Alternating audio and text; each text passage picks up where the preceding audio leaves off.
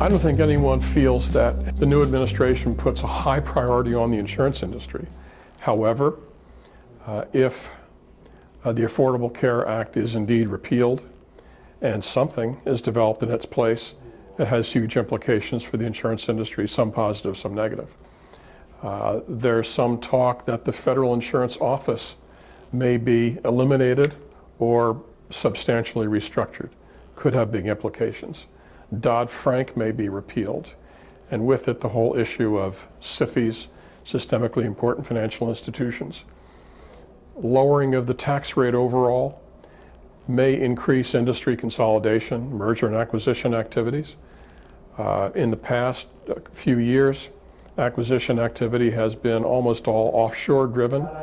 Lower tax rate in the U.S. might spur more intra-U.S. acquisition. So these are some of the things I think will have, even if insurance isn't the first thing that comes to Donald Trump's mind when he wakes up in the morning, there will be some things changing that will have impact on our industry. Well, I think there are going to be several issues that, let's say in years past, were perhaps a bit more academic. I mean, there are issues that we've thought about, issues that we've studied, that we've looked at public policy options on, things like Dodd-Frank reform, things like tax reform. Those are going to be real issues in this session of Congress and in this administration. I think there's absolutely a commitment on the part of the administration and Congress to move forward with tax reform to make the U.S. more competitive.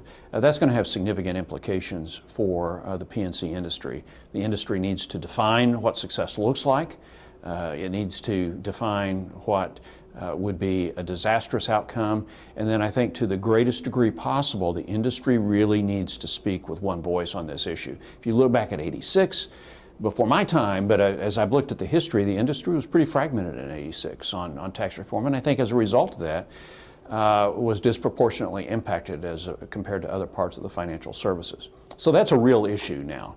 The second issue is there will be, I think, meaningful Dodd-Frank reforms. I think the industry is going to have to prioritize where we want to expend political capital, what are the areas that are most important to our member companies. I think that certainly what happens to the Federal Insurance Office, its domestic authority, its subpoena authority are all going to be very significant issues in 2017.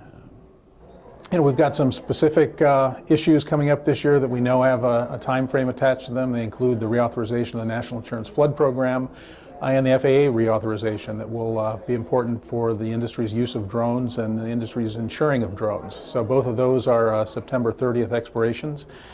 And we'll be working hard leading up to that. In the meantime, we've got the first 100 days of a new president, a president that has pledged to roll back regulation. Some of the regulation of the past 8 years, which has been a very active time for regulation in Washington, we think has affected our industry and will be looked at, and whether it's specific agency actions, even executive orders of the president that can be reversed basically immediately. We'll be working in all of these areas going forward, including working with the Hill, where the Republicans in the House in particular have already kind of telegraphed what they'd like to do with the Choice Act that rolls back some key elements of Dodd-Frank.